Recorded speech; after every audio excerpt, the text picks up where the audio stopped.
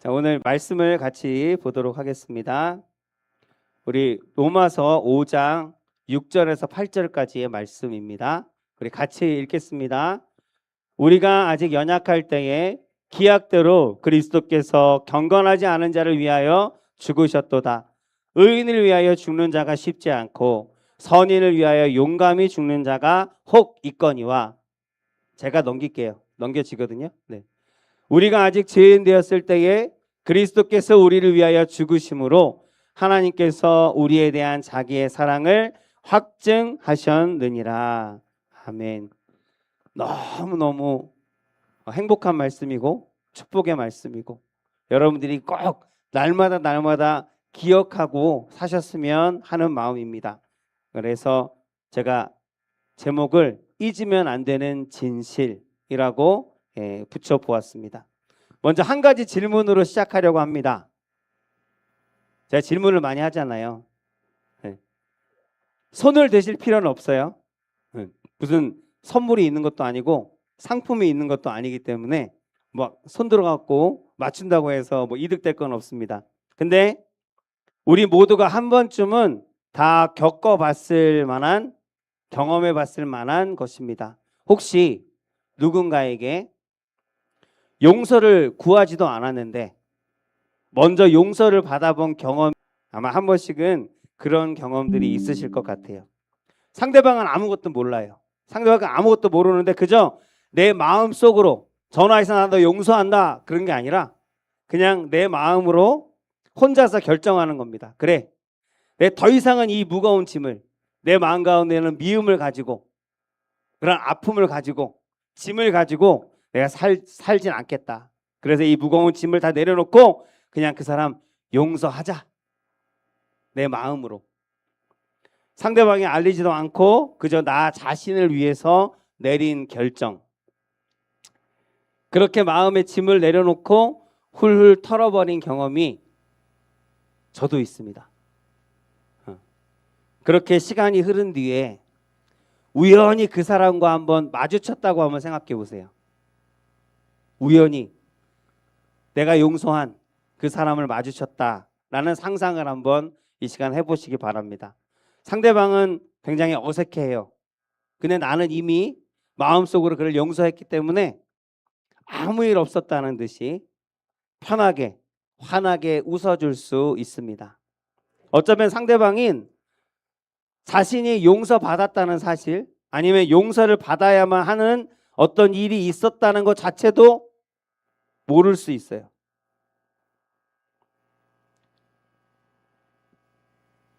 하지만 중요한 것은 내 마음이 한결 가벼워지고 편안해졌다는 사실입니다. 또 다른 경우도 있습니다. 혼자 그 사람을 용서하기로 마음을 먹었는데 한참 뒤에 그가 갑자기 찾아와서 내가 잘못했다. 진심으로 사과하면서 자신의 잘못을 인정하는 그런 경우. 흔한 일은 아니지만 만약에 그런 순간을 만난다면 여러분 어떤 기분일까요? 아마 이렇게 말할지도 모릅니다. 괜찮아요. 사실 저는 그 일이 있었던 그 순간에 이미 당신을 용서했어요. 전 다 이미 잊었어요. 지나간 일인데요, 뭐. 그가 잘못을 깨닫고 돌아오기를 기다리는 마음이 있었을 수도 있습니다. 물론 그가 영영 그렇게 나한테 고개 숙이고 돌아오지 않았다고 할지라도 아마 그 마음은 편안했을 겁니다.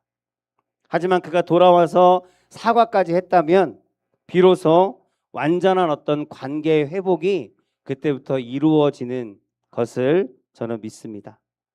오늘 그래서 제가 한 가지 조언을 여러분에게 드리려고 합니다. 감히 제가 조언을 드릴 만한 그런 자격이 있는지는 모르겠습니다만은 그 조언은 뭐냐면 기다리지 마시고 그 사람이 저 사과할 때까지 내가 저 사람 얼굴 안 볼 거야. 이런 마음 내려놓으시고 기다리지 말고 그냥 먼저 용서하라는 거예요. 왜 그래야 해요? 아마 그렇게 반문하시는 마음도 있으실 거예요.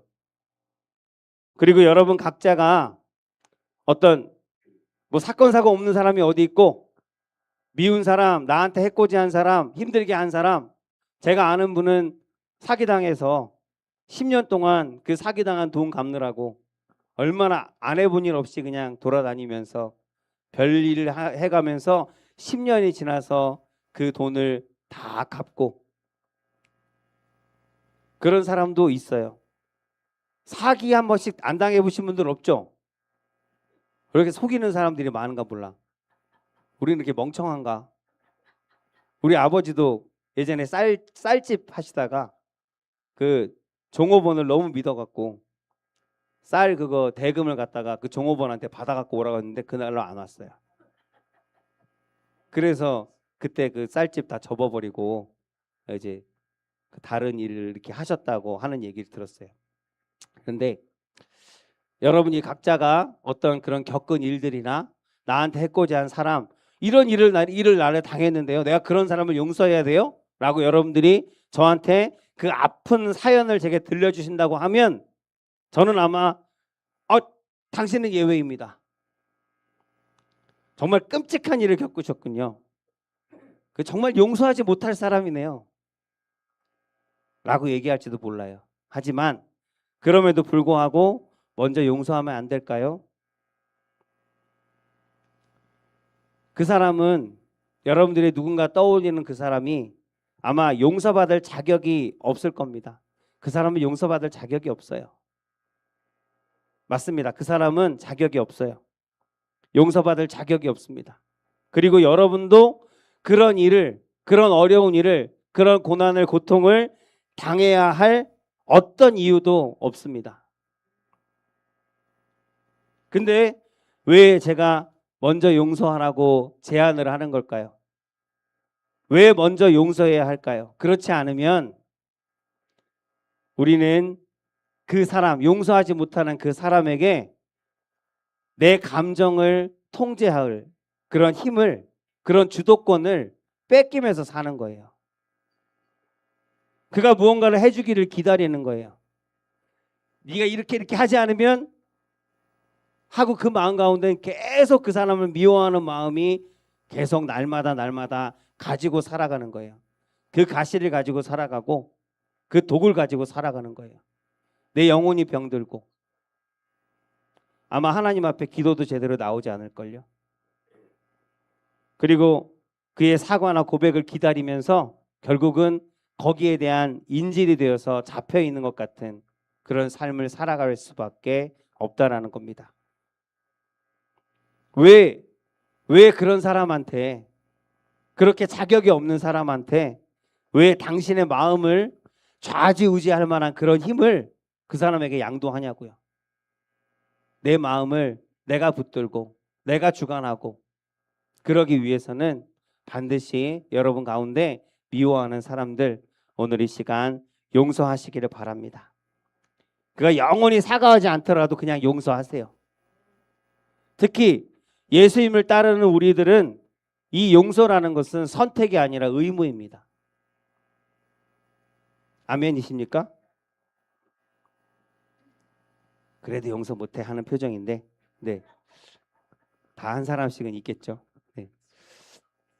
예수님께서는 우리에게 용서하라라고 분명히 말씀하셨습니다.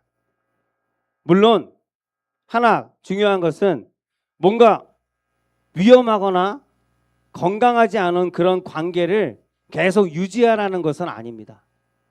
불 펴놓고 겨울에는 주위에 쫙 둘러 앉아갖고 예수님께서 말씀하시는 것을 하나하나 들으면서 그분의 모든 가르침을 직접 귀로 들었던 그런 베드로입니다. 어느 날 예수님께서 용서에 대해서 말씀하셨어요. 그렇게 말씀하시자 베드로는 우리하고 똑같은 생각을 합니다. 우리 마음 가운데 있는 생각. 그런 사람도 용서해야 돼? 나한테 그런 짓을 했는데 용서해야 돼? 예수님 말씀대로 용서하는 것 맞습니다. 그런데 그래도 한계라는 게 좀 있어야 되지 않겠습니까? 그런 생각. 그래서 예수님께 조심스럽게 묻습니다. 이렇게 묻는 거예요. 그때 베드로가 나와 이르되 주여 형제가 내게 죄를 범하면 몇 번까지 용서해 주리이까? 7번까지 하오리이까? 몇 번이나 용서하면 되겠습니까? 예수님께서 무조건 용서하라고 하시는데 무조건은 안 될 것 같고 내가 큰 맘 먹고 알약을 베풀어서 관대하게 내가 7번까지 용서하면 되겠습니까? 그렇게 지금 말하고 있는 거예요. 왜 이렇게 얘기하냐면 당시의 유대인들, 유대법에는 3번까지 용서하라고 랍비들이 가르쳤대요. 그러니까 베드로는 정말 나름 통 크게 마음을 먹고 내가 3번 용서하라고 하는 것 내가 그때 2배를 더해서 7은 완전수예요, 성경에서. 그래서 7번 내가 용서하면 되겠습니까? 그 정도면 내가 적당한 것 같습니다 라고 얘기해요. 그래서 그렇게 얘기했으니까 내가 통 크게 얘기했으니까 내가 7번 정도 용서하면 나는 정말 성인이지, 성인. 그래서 예수님께서 그 말을 듣고 칭찬하실 거라고 아마 생각했을지 몰라요. 칭찬하시는 소리를 들으려고 7번까지 용서하겠습니다. 괜찮죠? 라고 하면서 얘기를 하니까 예수님께서 미소를 지으면서 대답하십니다. 어디 갔어? 네. 마태복음 18장 22절에 예수께서 이르시되 내게 이르노니 7번뿐 아니라 7번을 70번까지라도 할지니라. 이 말씀이 용서에는 한계가 없어야 한다는 뜻입니다. 자, 우리 생각을 잠시 여기다가 남겨두고 잠깐 여기서 끊고 여러분 기억만 하셨다가 다른 질문을 하나 드릴게요. 예수님께서 우리에게 이토록 무한한 용서를 요구하셨다면, 말씀하셨다면 예수님은 이 땅 가운데 왜 오셨죠? 하나님을 증거하기 위해 왔어요. 하나님의 나라를 전하기 위해 왔습니다. 그래서 하나님을 우리에게 보여주시기 위해서 이 땅에 오신 분이 예수 그리스도예요. 그런데 예수님께서 우리에게 이토록 무한한 무조건 용서하라고 말씀하셨다면, 명령하셨다면, 그렇다면 예수님께서 우리에게 보이시고자 했던 그 하나님은 도대체 어떤 분이실까? 도대체 어떤 분일까요? 우리가 구하기 전에, 아니 우리가 영원히 구하지 않더라도 하나님께서 이미 여러분의 모든 죄를 용서하셨고 여러분이 그 사실을 깨닫기만을 기다리고 계신다라고 하면, 그런 하나님이라고 하면 여러분 어떤 마음이 드십니까? 오늘 예수님께서 어느 날 예수님께서 한 집에서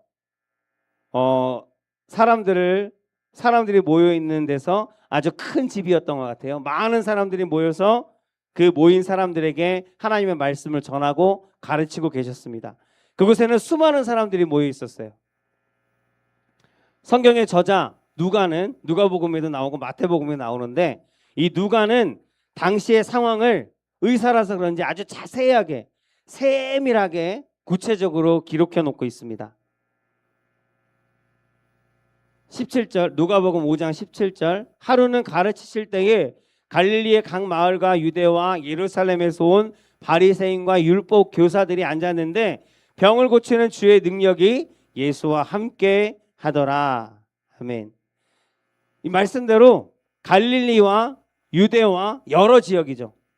여러 지역에서, 예루살렘에서 온 바리새인들, 누구냐면 바리새인들, 율법 교사들, 그런 사람들이, 저명한 사람들이, 그의 권위 있는 사람들이 지금 예수님의 말씀을 듣기 위해서 지금 모여 있다라고 기록하고 있어요. 그들은 예수님께서 일으키는 놀라운 일들을, 그 놀라운 일들과 수많은 들리는 그 기적들과, 그리고 그 기적들을 보기 위해서, 예수님의 말씀을 듣기 위해서 따라다니는 그 큰 무리들, 그 많은 무리들, 그 무리들이 너무 부럽기도 하고 시기가 나고 질투가 나서 지금 이 자리에 있기는 하지만 예수님의 말씀을 내가 귀 기울여서 경청하려는 것이 아니라 아주 의심하고 질투하고 그런 질투와 의심이 가득한 그러한 눈빛으로 지금 예수님을 지켜보고 있는 상황인 거예요. 예수님께서 가르치시는 동안에 지금 말씀을 가르치시고 많은 사람들이 듣고 있는데 갑자기 일이 일어났어요. 갑자기 지붕 위에서 두둑두둑 하는 소리가 막 나요. 좀 있다가 갑자기 흙먼지가 막 두두둑 떨어지고 지푸라기들이 막 사람들 머리 위로 막 쏟아져 내려요. 눈을 들면 눈에 뭐가 들어갈 것 같아서 차 쳐다보지도 못하고 그 소리만 듣고 이게 무슨 일이야 하고 있는데 잠시 후에 지붕에서 작은 빛이 딱 비치더니 갑자기 그 지붕이 통째로 뜯어져 나갑니다. 그리고 사람의 형체가 얼핏 보이더니 마침내 한 남자가 누워있는 침상이 그 천장에서 천천히 땅으로 내려오는 거예요. 거기에 누워있는 사람은 중풍병자인데 중풍이 너무 심하게 들어서 스스로 전혀 움직일 수 없는 상태의 그런 병자였습니다. 이 이야기 다 아시죠? 예수님께서 그 침상에 내려오는 걸 보면서 그 난리가 나니까 이제 말씀하시던 것을 멈췄습니다. 무리들은 거기 있는 사람들은 솔직히 얘기하면 설교를 들으러 온 게 아니에요. 뭐 하나님의 나라 좋은 말씀도 좋지만 예수님께서 수많은 기적들을 일으키고 병든 자를 고치고 죽은 자도 살렸다고 하는 얘기를 들으니까 각자가 어떤 그런 기적을 체험해 보려고, 아니 내가 직접 그거를 체험하지 못하더라도 내가 한번 눈으로 보고 그 신기한 일을 목도하려고 모인 사람들이 대부분이었다는 거예요. 그러니까 예수님께서 말씀을 멈췄는데 그 멈춘 것 때문에 짜증내는 게 아니라 지금 흥분했어요. 흥분한 상태로 오히려 드디어 뭔가 보겠구나. 오늘 드디어 뭔가 보겠구나. 저 마비된 사람, 꼼짝도 못하는 사람, 나도 아는 사람인데 저 사람 오늘 예수님께서 고치실 수도 모르겠네 하면서 아주 긴장한 가운데 호기심 어린 눈을 말똥말똥하면서 쳐다보고 있는 거예요. 사람들이 기대하면서 쳐다보는데 예수님께서 그 남자를 보시면서, 그 누워있는 남자를 보시면서 아주 뜻밖의 말씀을 하십니다. 예수께서 그의 믿음을 보시고 이르시되 이 사람아 내 죄 사함을 받았느니라. 너무나 뜬금없는 얘기잖아요. 사람들이 어리둥절한 거예요. 여러분들이 지금 하는 표정하고 똑같아요. 지금 침상에 내려왔고 마비된 사람들은 고치나 안 고치나 무슨 신비한 일이 일어나나, 아니 기도를 해주실까, 안수를 해주실까, 만져주실까라고 생각하고 있는데 그 사람에게 이 사람아 네 죄사함을 받았느니라 라고 얘기하시는 거예요. 갑자기 뜬금없이. 사람들이 어리둥절했습니다. 뭐라고? 그의 모든 죄가 용서함을 받았다고? 갑자기? 그는 병을 고치러 온 거지 죄를 용서함 받으려고, 죄를 용서해달라고 한마디도 한 적이 없어요. 누가 봐도 그는 죄를 용서함 받으려고 이 땅 여기 내려온 게 아니라 고침을 받으려고, 예수님의 어떤 치료하는 능력을 받기 위해서 지금 온 게 누가 봐도 당연한 건데, 게다가 그 사람은 예수님이 수많은 사람들을 다 알아요? 예수님 아마 처음 보는 사람일 거란 말이에요.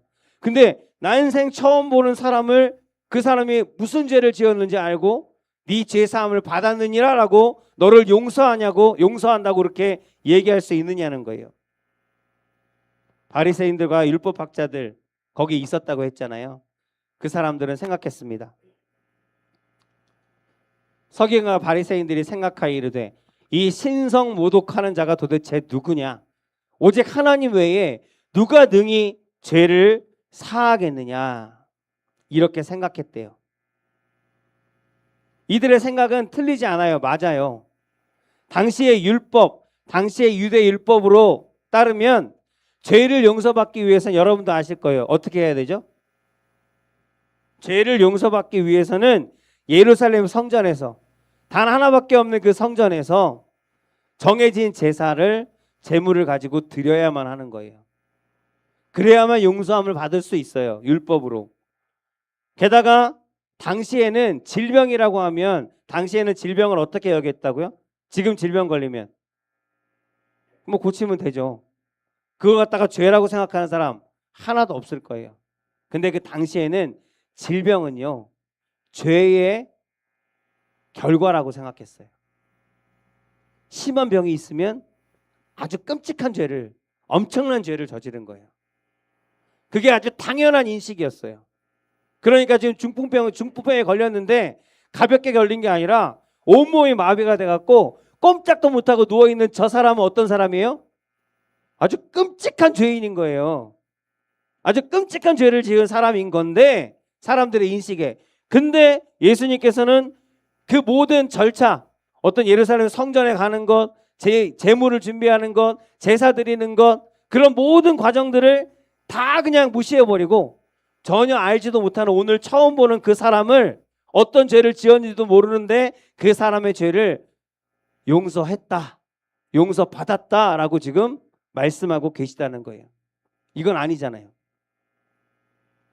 예수님께서는 사람들이 이건 아니잖아, 이게 무슨 뜬금없는 그러니까 예수님께서 그들의 마음을 꿰뚫어 보시고 그 사람들의 마음을 아시고 이렇게 말씀하십니다.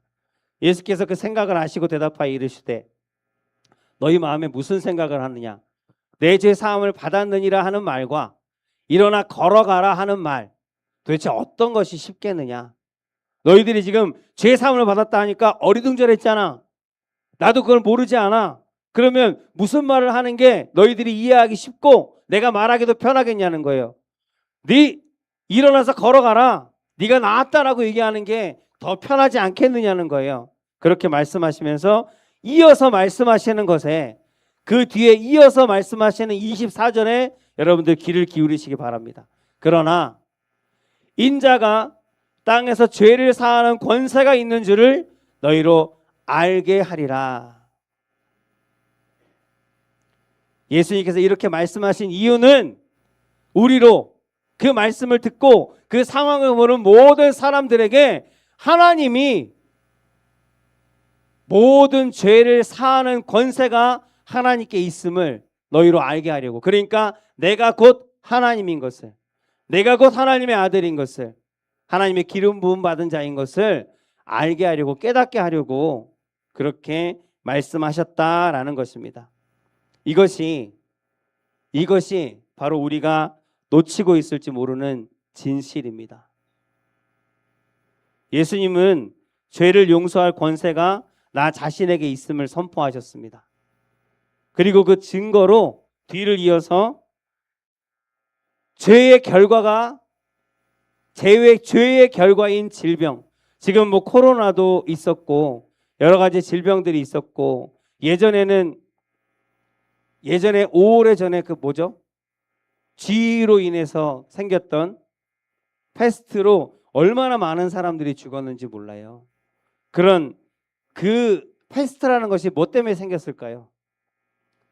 사람들의 음란한 삶과 그런 지저분한 환경, 하나님께서 환경을 다스리라 하셨는데, 관리하고 정복하라 하셨는데, 사람들이 제 소견에 오른 대로 하나님께서 주신 것들을 제 마음대로 사용한 결과가 바로 이 질병이라는 겁니다. 그래서 죄의 결과가 바로 질병인데, 그 죄의 결과로 나오는 그 열매인 그 질병까지도, 그 마비까지도 하나님께서 다스리는 권세가 있음을 보이시려고 예수님께서 그 병자를 고치십니다. 모든 질병의 근원이 되는 죄를 용서할 권세가 바로 나에게 있음을 보여주시기 위함입니다. 중풍병자에게 말씀하시되 다시 한번 말씀하시는 거예요. 내가 내게 이르노니 일어나서 내 침상을 가지고 집으로 가라 라고 하심에, 말씀하자마자 그 중풍병자는 그 자리에서 즉시 일어나서 사람들 앞에서 걸어 나갔고, 사람들은 그 놀라운 광경을 보면서 누구에게 영광을 돌렸을까요? 하나님에게, 하나님의 아들에게, 그리스도에게, 예수님에게 그 권세가 있구나라는 것을 그 순간만이라도 깨닫고 그리고 하나님께 영광을 돌렸다는 겁니다. 성전도 제사장도 제물도 없는 그 상황에서 단지 말씀 한마디로 죄가 사라지는 그 순간을 거기 있는 사람들은 목격한 것입니다. 며칠 후에 예수님께서는 다시 한번 다른 바리새인입니다. 바리새인 시몬의 집에 초대를 받으십니다. 그리고 시몬은 큰 잔치를 열었어요. 그리고 예수님을 초청했습니다. 근데 그 초청한 이유는 예수님을 시험하려는 거였어요. 혹시라도 예수님께서 말 실수를 하나 하거나 아니면 율법을 어기는 그런 모습을 사람들에게, 그 모인 사람들에게 보여주고자 하는 것이 목적이었어요. 그래서 잔치가 한창 벌어지고 있는데 한 여인이 그 집으로 들어옵니다. 한 여자가 그 집에 들어와서 예수님의 발치에 앉습니다.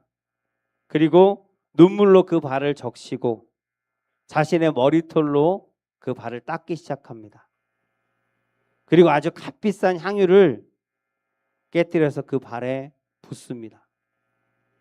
온 집안에, 그 잔치집에 물론 먹을거리에 그런 냄새도 있겠지만 이 향유를 깨뜨림을 통해서 그 향유의 냄새가, 그 향기로운 냄새가 온 집에 가득가득 차게 되었을 겁니다. 바리새인 시몬은 그 향기를 맡고 이 광경을 보면서 이렇게 생각했습니다. 예수를 청한 바리새인이 그것을 보고 마음에 이르되 이 사람이 만일 선지자라면 자기가 만지는 이 여자가 누구며 어떠한 자, 곧 죄인이라는 것을 알았을 것이다. 이 여인은 아마 몸을 파는 여인이었어요. 그 당시에서는 죄인이고 천한 사람이죠. 그 부정한 여자가 자신을 만지도록 가만히 내버려 두는 그 예수님, 만약에 그렇게 가만히 내버려 두고 혼내거나 부정하다, 더럽다라고 손가락질하지 않는다고 하면 그 예수님은 하나님이 보내신 사람이 아닐 거다라고 생각했어요. 그때 예수님께서 시몬의 그 마음을 아시고 시몬에게 한 가지 비유를 말씀하십니다.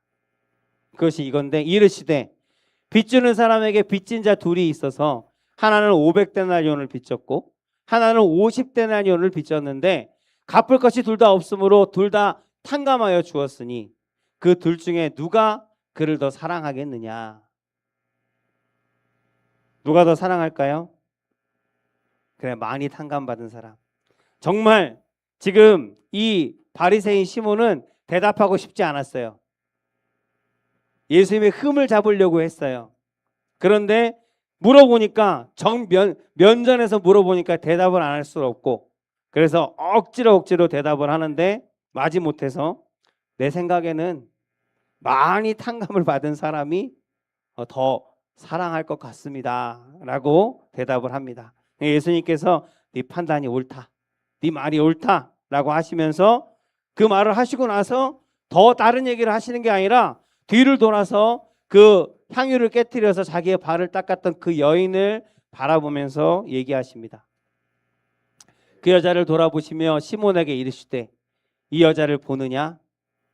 내가 내 집에 들어올 때 너는 내게 발 씻을 물도 주지 않았고 근데 이 여자는 그 눈물로 내 발을 적시며 그 머리카락으로 나를 닦아주었다.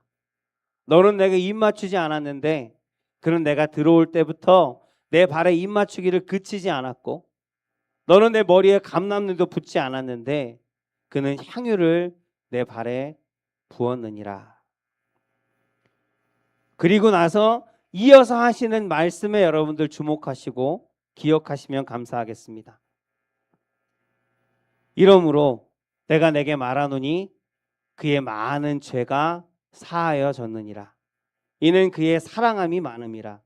사함을 받을 일이 적은 자는 적게 사랑하느니라. 내가 하나님 앞에 용서받은 것이 많은 사람은 더 하나님을 사랑할 수밖에 없고 용서받은 게 적은 사람은 적게 사랑할 수밖에 없다. 바리새인 시몬이 질문에 대답한 것과 같이 그 질문을 가지고 지금 말씀하시는 거예요. 이 사람은 죄인이기에, 큰 죄인이기에, 너희들 보기에 부정한 자이기에 하나님께 똑같이 누구나 다 용서를 받았다는 거예요. 이미 우리는 다 용서함을 받았는데, 그럼 누가, 모든 사람이 용서함을 받았는데 그 용서함 받은 너희들 중에 누가 더 하나님을 사랑하겠느냐라고 하시는 말씀, 그 질문인 거예요. 더 부정한 자가, 더 죄가 많은 자가 하나님을 더 내가 용서받았다는 것을 깨달았을 때 하는 말이에요. 내가 하나님의 복음을 듣고 하나님께서 용서할 권세가 있으시고 그 권세와 사랑으로 십자가에 못 박혀 죽으시는 그 사랑으로 나의 모든 죄를 용서하셨고 깨끗하게 되었다는 그 사실을 내가 믿고 받아들였을 때에, 그때 하나님 앞에 내가 용서받은 크기만큼 하나님을 더 사랑하게 되어진다라는 말씀일 것 같습니다. 사람들이 웅성거리기 시작했습니다. 아니, 여기도 마찬가지로 성전도 없고 제사도 없고 회개한다는 한마디 말도 없었는데, 근데 이 사람이 누구기 때문에 도대체 누구기에 죄가 사해졌다라고 그렇게 말할 수 있는가? 만약 예수님께서 지금처럼 이런 여러분들이 같이 나눈 이 이야기처럼 만나는 사람들마다 다 이렇게 말하고 다닌다면, 네 죄 사함을 받았느니라, 네가 용서함을 받았느니라 라고 하고 다닌다면, 바리새인과 유대인들은 생각하는 거예요. 우리가 설 자리가 없다. 제사장과 어떤 성전을 책임지고 있는 사람들, 아무도 성전을 찾아오지 않을 것이고 아무도 제물을 드리지 않을 것이고 아무도 제사를 드리지 않을 거니까, 그것 때문에 기득권을 가지고 그것 때문에 권세를 누렸던 그들이 설 자리가 없게 되었다라고 생각을 하는 거예요. 그래서 이거 그냥 놔두면 안 되겠다. 그래서 결국은 그들이 예수님을 체포합니다. 그리고 온갖 거짓말로 그분을 고발하고 마침내 십자가에 못 박게 합니다. 예수님께서는 십자가 위에서도 이렇게 기도하셨습니다. 이에 예수께서 이르시되 아버지, 저들을 사하여 주옵소서. 자기들이 하는 것을 알지 못함이니이다 하시더라. 예수님이 이 말씀을 잘 기억하세요. 예수께서 이르시되 십자가에서 저들을 사하여 주옵소서, 용서하여 주옵소서 라고 지금 용서를 구하고 계십니다. 여기서 용서해달라고 간구하는 예수님의 그 말씀 가운데 그 저들은 누구일까요? 그들은 용서를 구하지 않았습니다. 그들은 믿지도 않았습니다. 그들은 자신들이 용서받을 만한 죄인이라고 생각하지도 않았습니다. 예수님의 저들이라는 저 말 속에 바로 저와 여러분들이 포함되어 있음을 여러분 기억하시기 바랍니다. 사도 바울은 이 사실을 이렇게 기록하고 있습니다. 우리가 아직 연약할 때에 기약대로 그리스도께서 경건하지 않은 자를 위하여 죽으셨도다. 의인을 위하여 죽는 자가 쉽지 않고 선을 위하여 용감히 죽는 자가 혹 있거니와, 우리가 아직 죄인 되었을 때에 그리스도께서 우리를 위하여 죽으심으로 하나님께서 우리에 대한 자기의 사랑을 확증하셨느니라. 아멘. 우리가 하나님께 무관심하고 심지어 하나님을 대적하면서 살아가고 있을 때 그리스도께서 우리를 위해 죽으셨습니다.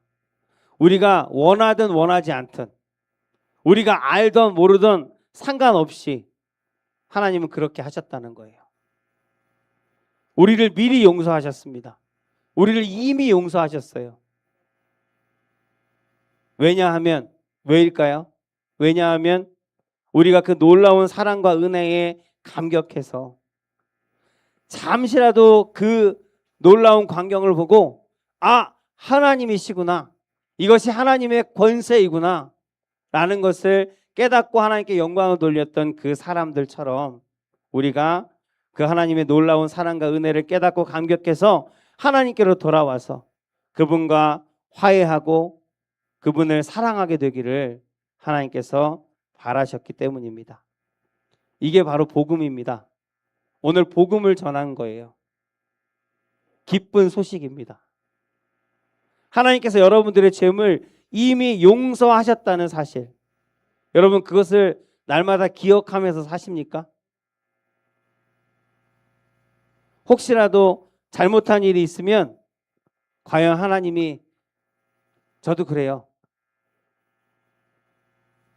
여러분들의 어떤 삶을 막 신문에 나오는 것처럼 쫙 펼쳐갖고 적어서 사람들한테 보여준다고 하면 아마 얼굴 들고 살아갈 사람이 없을 거예요. 그것처럼 우리가 혹시라도 잘못한 일이 있으면 과연 하나님께서 나 같은 사람을 사랑하실까? 나 같은 사람도 용서하실 수 있을까? 그렇게 의심했던 적은 여러분 없으십니까? 이미 용서받은 우리들입니다. 먼저 용서하는 것이 믿음이고 축복인 것을 알게 되시기를 주의 이름으로 다시 한번 축복드립니다. 그래서 여기 몇 분이 계속 이 말씀을 묵상하면서 생각이 났거든요. 그래서 정말 그 사연들을 내가 다 전부 알지는 못하지만 그 빙산의 일각, 수박의 겉핥기처럼 알고 있는 그 내용만으로도 참 눈살이 찌푸려지고 마음이 아파요. 그럼에도 불구하고 하나님의 뜻은 용서하라는 겁니다. 용서해야 하나님 내 안에 있는 독이, 내 안에 있는 가시가 빠져나가고 더 이상은 그것 때문에 상처받지 않는 하나님의 사랑 안에서, 하나님의 품 안에서 평안하고 편안한 삶을 비로소 살 수 있게 되어지는 줄로 믿습니다. 그래서 그 모든 관계들은 끊어야 하고 그것이 계속 유지되어져서는 안 되겠지만 그런 관계는 끊어졌더라도 그 관계는 이제 다시 재구성되었다 할지라도 내 마음 가운데 갖고 있는 미움, 그 미움을 가지고 살아가는 것은 나 자신을 병들게 하는 것이라서 오늘 용서라는 주제를 가지고 다시 한번 하나님의 말씀을 다 아는 이야기지만 같이 나누었습니다. 그래서 단 하나의 미움도 우리 가운데 남지 않도록 오늘 이 시간 함께 기도하기를 원합니다. 그래서 우리 용서함을 통해서, 사랑함을 통해서 우리 가족들과의, 자녀들과의, 부모와의, 형제들과의 관계들도 온전하게 회복되어지고 화목하게 되어지는 2026년 우리 성도님들, 우리 모든 하나님의 사랑하는 아들, 딸들의 삶이 되어지기를 예수 그리스도의 이름으로 축복합니다. 아멘. 우리 함께 찬양 올리고 기도하기를 원합니다.